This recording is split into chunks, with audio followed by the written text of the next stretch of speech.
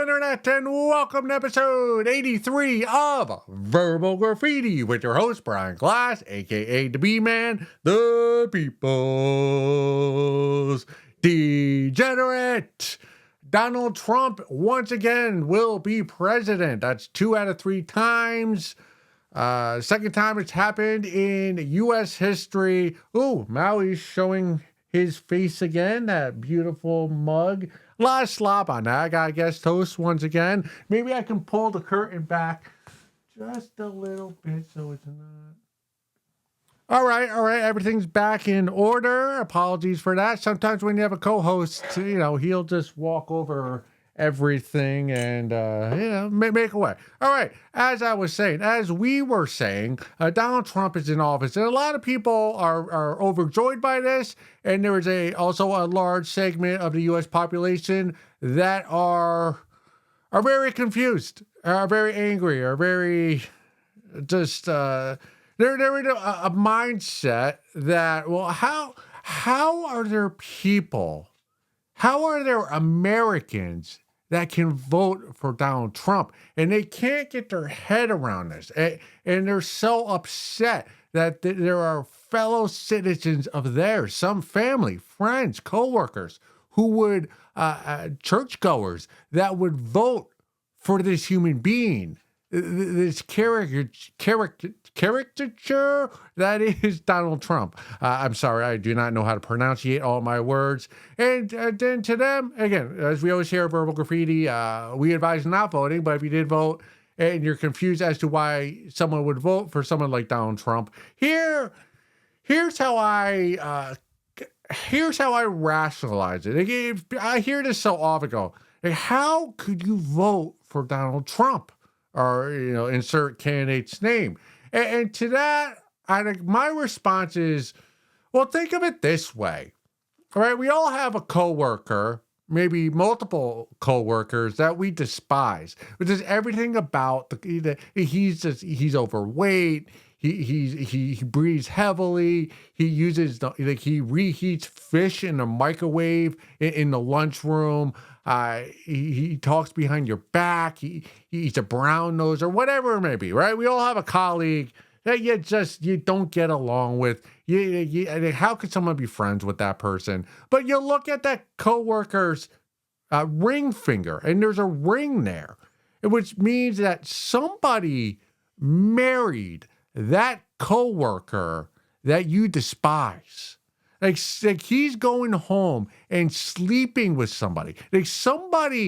An American has chosen free will to sleep with that coworker that you cannot stand. Let's think about that. Like somebody married that person. They devoted their life to that person.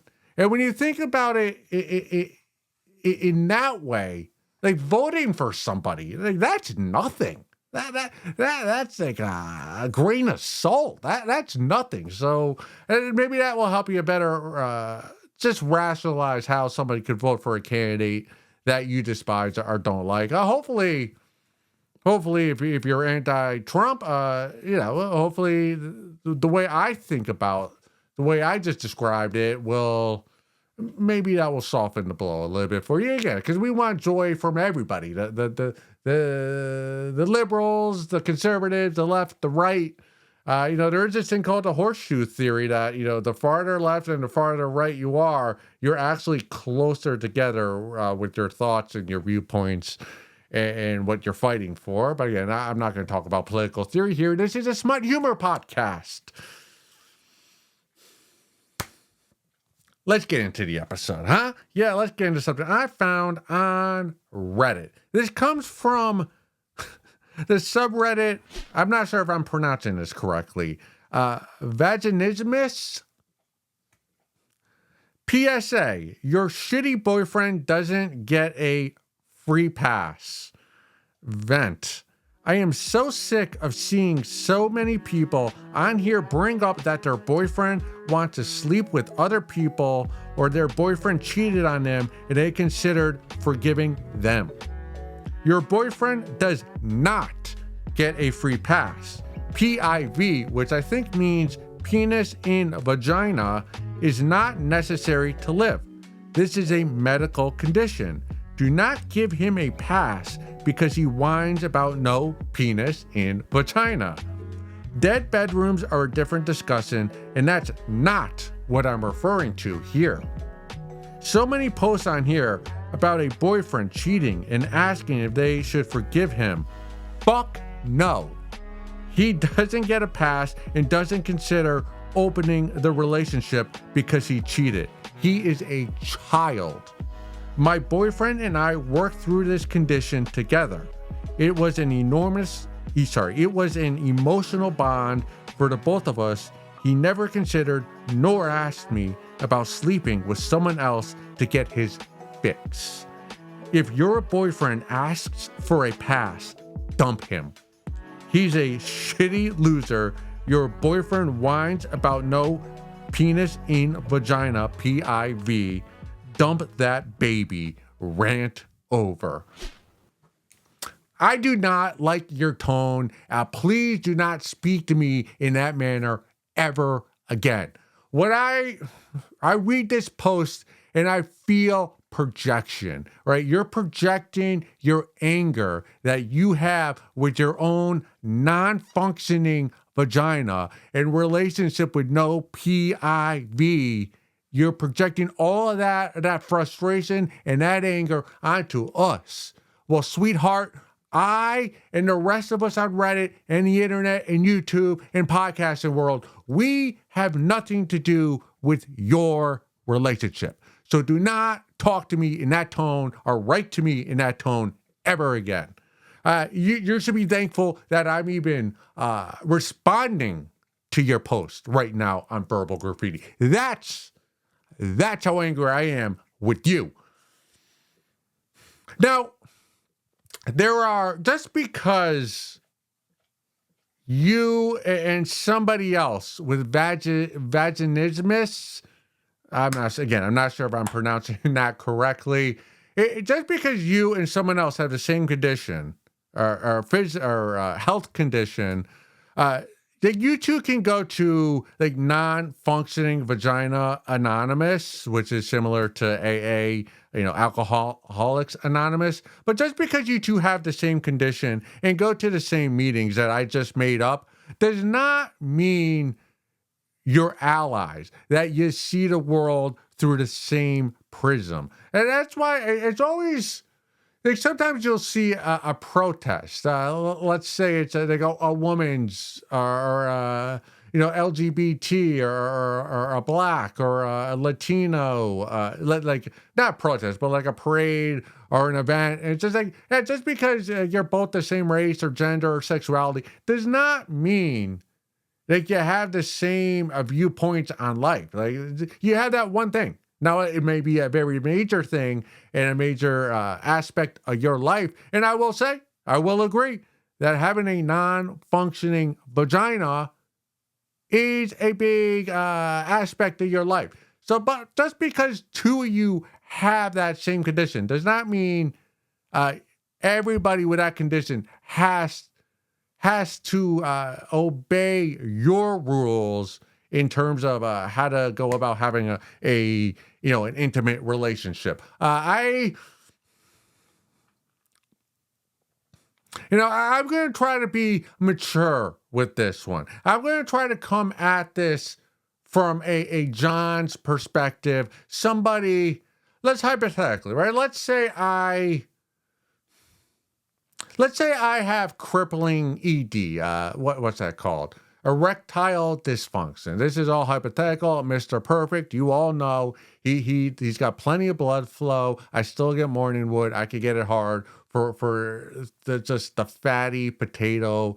The threes and belows, I could still get hard for those. So my dick is still functioning even in my middle age. So, but hypothetically, let's say I have crippling ED. I can't get it up for my lover. I can't get it up for my smut. I can't get it up for my fleshlight. I can't get it up for the bus driver in the morning. I can't get it up for uh, my mistress. I can't get it up for anybody. I just have a wet noodle, a morning, afternoon, night while I'm sleeping. It just flops, but it never pokes up. It's just always pointed downward. I can't. I could pop Blue Chew, Cialis, Viagra, whatever new medication. I could sniff Adderall. I could do anything. Anything. Red Bull vodkas, nothing helps. It's a limp, wet noodle, 99-cent spaghetti. It shrivels up like it's ramen noodle. Just nothing works. Now let's say, again, hypothetically, I'm in a loving relationship. I have a partner I truly care about. She truly cares about me. There's an emotional bond between us. It's love, baby. It's love. Doodling each other's name in our notebooks. And I love her. I love my girlfriend. Even though my penis doesn't work, I can't put it inside of her. I love her. Now, after a certain period, let's say we're together 5 years, and she comes to me. We've been through it all together, right? I've never been able to please her. Never with my penis, that is. And she comes to me and listen, B-man, I love you. I want to spend the rest of my life with you. We share a bed together. We share a life together. There's a bond that will last for eternity between the two of us. But I need the feeling of a hard, blood-filled, veiny penis inside of my vagina. I need that. I would like to think, as a loving lover, if I really love this woman, I can, I could just be mature about it. I go, okay, I understand that is a big part of your life. Now, while you in your post, you said that penis in vagina is not needed to live. Well, scientifically, that may be true. Like it's not a food, shelter, water, right? Those are the three things you need to survive. Well, penis in vagina, it's up the mountain, right? It's not needed for survival, but it makes surviving much more enjoyable and getting through this treacherous life. It makes it worth all the bullshit we got to go through. But if my girlfriend's just like, dude, I know I don't need that penis to live, but I need to be fulfilled, pun intended. Like as her boyfriend, I would like to think I go, you know what? I get it. Go out.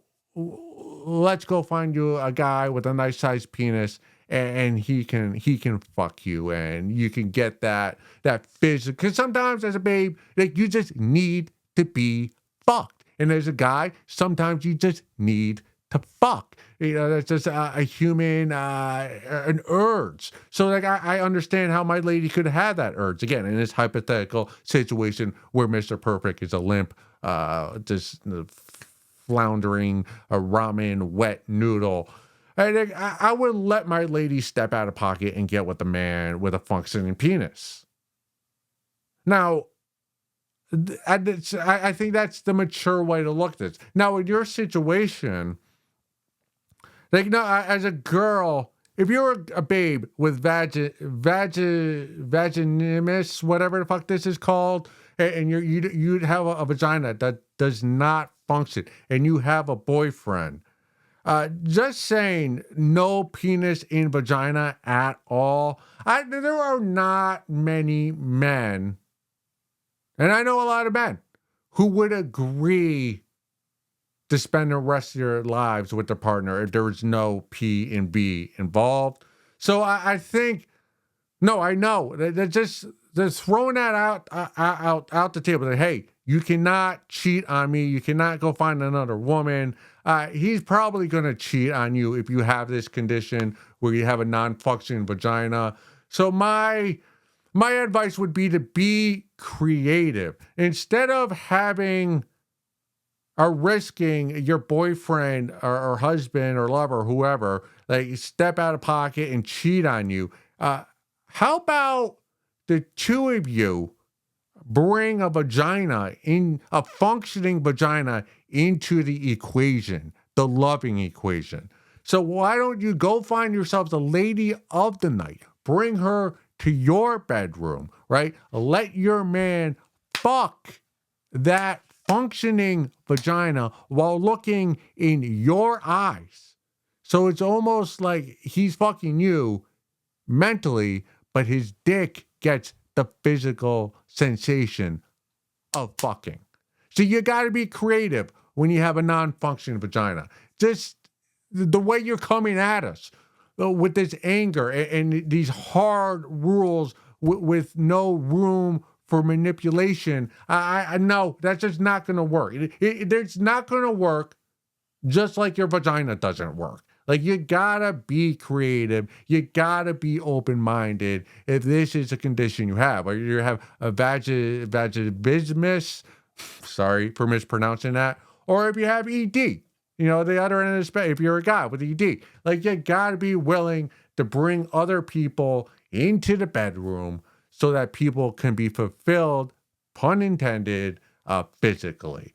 So your marriage, your emotional relationship that you have, Reddit poster. I hope your boyfriend cheats on you, and you and your non-functioning vagina live a life, just the two of you. Let's go look at some photos.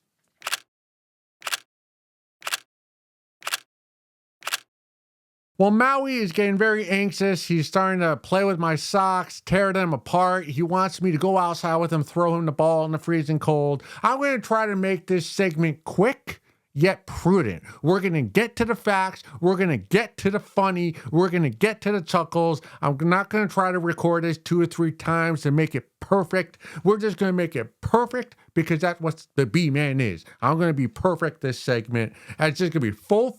We're going to win a championship. That's a callback to that guy who played for the Sixers in the 80s. Said they would win all the playoffs. 4, undefeated. So let's see if we can do that. Uh-oh, Maui turned around to the other side. He's getting serious. Oh, please do not step on my soundboard. I was in this metropolitan downtown area. I was walking around. It's a very young area, college students. I'm not really sure what Gen Z, I'm not sure the name. Let's call them barely legals. The dudes and the gals. None of them made eye contact with me. And it's happened for a couple days. They all had their earbuds in, their big headphones on. They had their Uber Eats, their backpacks, head down. None of them would even acknowledge me. And I will admit, I am a nondescript guy. I'm about 6 feet tall, depending on how my posture is during the day and the height my sneakers give me. But yeah, I'm skinny, I'm pale, I have no hair. There's no, I'm not peacocking, right?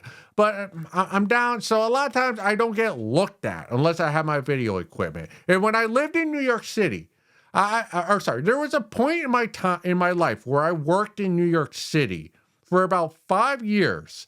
And during the summer, I would walk around shirtless. I would walk around the streets of Manhattan shirtless, and I would get a lot of looks because at the time I was in my late 20s, early 30s, and there was a point where I probably reached the age mid-30s somewhere where I noticed I did not get as many looks as I had when I was younger. Shirtless. And I know, oh, well, that's just age. So many people talk about gals when they hit the wall. Same thing with guys. We hit the wall. The babes stop looking at us as often or less often as they used to do. But when I was in this metropolitan area, like last week, it was so nobody, adults we'd make eye contact with each other. But these Gen Zs, and I don't shit on the college students, anyone who was born past the year 2000, because I look at high school students and the work they have to put in just to graduate high school. Like, high schoolers are not lazy. They are anything but lazy. When you just look at their schedule, they start school at 7:30. They go to school till what, 2:30, 3 o'clock. So they're in school 6, 7 hours. Then they got to practice for another 90 minutes. Then they have a part-time job, let's say from 6 to 9 p.m. Then they go home and maybe they have to do two to 3 hours of homework. So they get maybe during the week, maybe like Monday through Friday, maybe an hour, like an hour a day to themselves if they're lucky. If they're not athletic and they don't play a sport and they're kind of a loner. But like teenagers, from the moment they wake up to the moment they go to bed, they're doing something for somebody else and not getting paid for it. And if they are actually working, it's probably minimum wage or a little bit above that. So the teenagers have a work ethic. I believe in the future of America because of the youth in America today. But these Gen Zs, they do not make eye contact with you. And I'm not, like, I have good hygiene. I try to smile at people. I try to exude, good vibes, good energy. And I'm not getting anything back from these people. It's almost like I'm a slave owner. I'm not sure if this was a myth or not, but like back in the 17 and 1800s, slaves were not allowed to look at their owners like eye to eye. So if a black guy walked down the street and there was a white man, like he had to look down. Like that's what the Gen Zs are doing today. They're keeping their head down and not looking at anybody. And I just want to shake them all and go, listen, you're not slaves. You could look at it whoever you want as long as you want. Smile once in a while. Wave. Say hello. Be friendly. That's how you get the good vibes. But it's head down, bag of food that they did not make, headphones on, listen to whatever hell music. Am I just becoming a curmudgeon old guy? I just make some eye contact with a stranger. That helps build a community. It just hit me like, wow, within the last week that none of these barely legal, I don't want to call them kids, but early 20s, mid 20s, they're just so in their own world, and just looking at a human seems like they'd have to put effort into doing that. And that's just, I don't know how the mind works that way. Because to me, I make eye contact till that person's eyes tell me not to make eye contact with that person. So it's only like we're living reverse eye contact lives. And I just noticed it. So that's why I bring that up.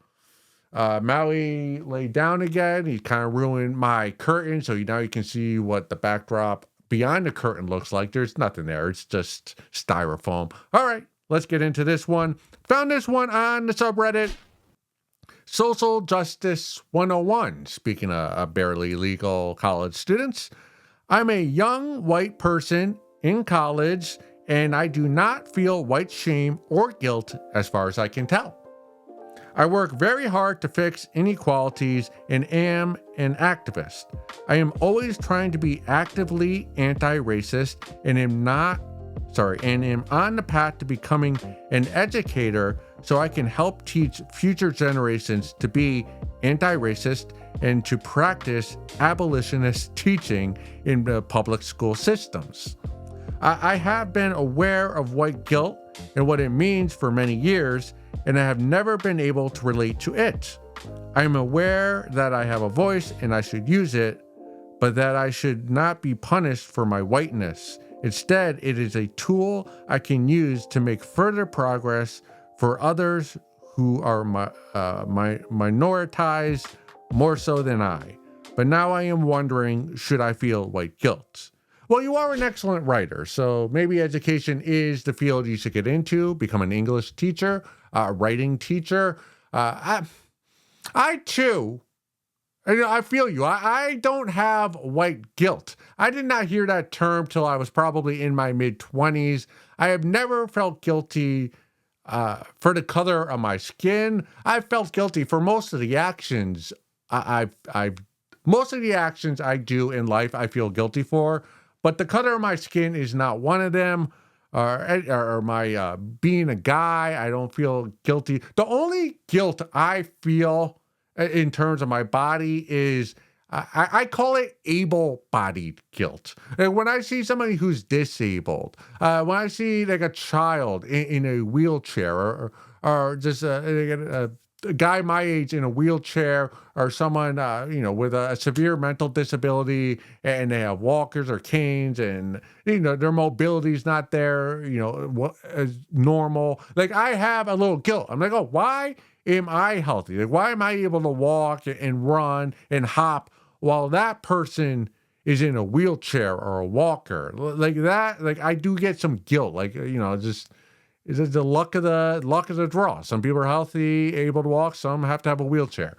But color of my skin, I'm with you. I don't have any white guilt. I say, hey, continue not to have white guilt. I did notice in your post, you said you wanted to do abolitionist teaching. That might be the first time I've heard somebody call themselves an abolitionist today. Now, you do not get extra credit for being an abolitionist in 2024. Now, if this is 1820, yes, you get extra credit for being an abolitionist, because it took courage in 1820s to be an abolitionist. In 2024, which is, let's see, 160 years since the Civil War, being an abolitionist is, you get no credit for that, right? Like, what's abolitionist? That means that everybody should have equal rights and ability to vote. In 2024, you get no credit for that. Like, in my mind, everybody is an abolitionist until proven otherwise. Right? Everybody's an abolitionist unless you have a friend who's like, "Hey, let's have a fantasy slave draft." Once that's proposition to me, it's like, okay, maybe you are no, you are an anti-abolitionist. But that's never happened to me. And I grew up in a white suburban neighborhood with mostly a white middle upper class people. So you think I'd come across some anti-abolitionist? Have not. Almost to a man and woman, everybody I've met is an abolitionist, and I have not had to ask. You are one until proven otherwise. Like, if you collect like slave memorabilia, it's like, okay, maybe you are not an abolitionist. All right, I've said that term enough. Like, being you must be exhausting. Like, even though you say you have no white guilt, and I applaud you for not having any, you seem to think about race way too much. You view the world through like black and white, right? It's almost like everything you do and see throughout the day, you're asking yourself, okay, is that racist or is that not racist? Like, is that action, was that racist or was it not? And the problem with trying to go about your day through that prism, that viewpoint of a black and white, is life is not black or white. Like life is gray.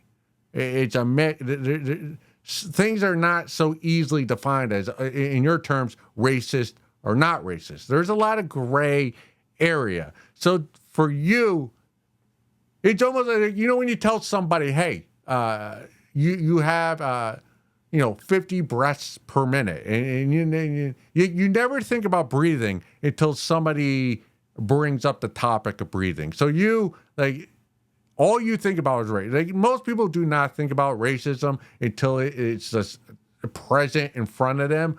But with you, everything is racism, even if it's not, because that's how you view the world. You're either racist or you're not. That action, what you did was racist, but what he did, that activism, was anti-racist. And that is viewing the world through that black and white when everything's actually gray for the most part. That's exhausting. The way you think about life is exhausting. To be your friend must be exhausting. Uh, it's a heavy burden you have and you're a white guy, right? Like, I'm not saying you shouldn't have the burden, but it's almost like you're inviting the burden on yourself to overcome for not having white guilt. So it's almost like not having white guilt. You're trying to, the way you're repenting for so is to put that burden on your shoulders. And I'm saying you don't need to put that burden on your shoulders. Now, what you're doing is admirable. You want to be an educator. You want to fight. You want to show people not to be racist. I just think education is the wrong area for you. Because if you go into public education, you're going to be confined by the curriculum, so you're not probably going to be able to do all the activist teaching, abolitionist teaching that you want to do. I'd say get into law. We all know the judicial system is racist and black people have the worst of it. So I think you could have a better effect on society being a activist lawyer or just make a shit ton of money. I know maybe people your age think money is evil, but if you have because money equals power, and if you use power wrongly, like you could suppress people, but you put power and money. If you make lots and lots of money, money in the right hands can do a lot of good for society. Like if you make a lot of money, you can give that money to the black community through scholarships. You can hire blacks, minorities, women, LGBT, the whole spectrum. Autistic people, with all your money that you make, go into finance, go into pharmacy, get into something where you make a lot of money. By the time you're 45, you can take all that money you made and go into communities, underserved communities, and help them out. Teaching, that is not the avenue because there's too many barriers. There's too many rules that you have to obey. Make the money so that you can make your own rules. All right, Maui is whining a little bit. We're going to get to our last segment, Salesman's Wife, by John Lawrence, great author. We are on page... What page are we on? We are on page top of 33. We'll read 2 pages. Good.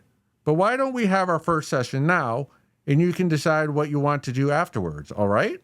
He smiled down at her with such warmth and tenderness that all fear vanished from the young wife's mind. Fine, she said. Excellent. Let me get a small glass of wine to relax you, then we can start. He rose from his chair serenely and moved toward the far end of the room where a large table stood with several bottles of wine and liquor. She's quite a elusive little number, he thought, as he moved across the thickly carpeted floor, quite a little number. My guess is she'll be here just about every day once I get her going. That will be a delight. He poured 2 glasses of wine, then turning his back to Pamela, he opened a small golden box, took out a few grains of white powder, and dropped them into one of the glasses. This should relax her, he thought slyly, and it should do a great deal more. Smiling, he turned and walked back to the young wife, extending one of the glasses of wine toward her. Drink this, he said. It's very light wine. She took the glass from him. To love, he said, toasting her with his glass. To love, she replied shyly. Pamela sipped the wine slowly as Carlsberg sat again in the chair before her. Almost immediately, she began to feel calmer. There was a long silence as they drank. Finally, Carlsberg spoke. Tell me, Pamela, why are you afraid of sex? At first, she was startled by his directness, but gathering her courage, she began to speak. Oh, it goes back so many years. When I was in boarding school, she talked quietly, telling him of her childhood and leading up to the events of the night before. As she spoke, she felt herself becoming quite lightheaded, and her words became slower and slower as her body eased into the comfortable chair. And that's pretty much the whole story, she said, until last night. What happened last night? She asked, leaning forward in his chair. I, I, she felt a twinge of anxiety as she tried to tell him about her husband's brutal act. You don't have to talk about it right now, Carlsberg said gently. It can wait. I think you've told me enough for the moment. He leaned back in his chair, and as he did, he uncrossed his legs, spreading them apart. Pamela found her gaze riveted to his crotch, for the tightness of his trousers fully revealed the enormous mound of his genitals. She could clearly see the lines of his penis, huge and thick, under his trousers, and the round bulge of his testicles. Nervously, she tore her eyes away, but not before Carlsberg had noted her reaction. Go suck a fat one.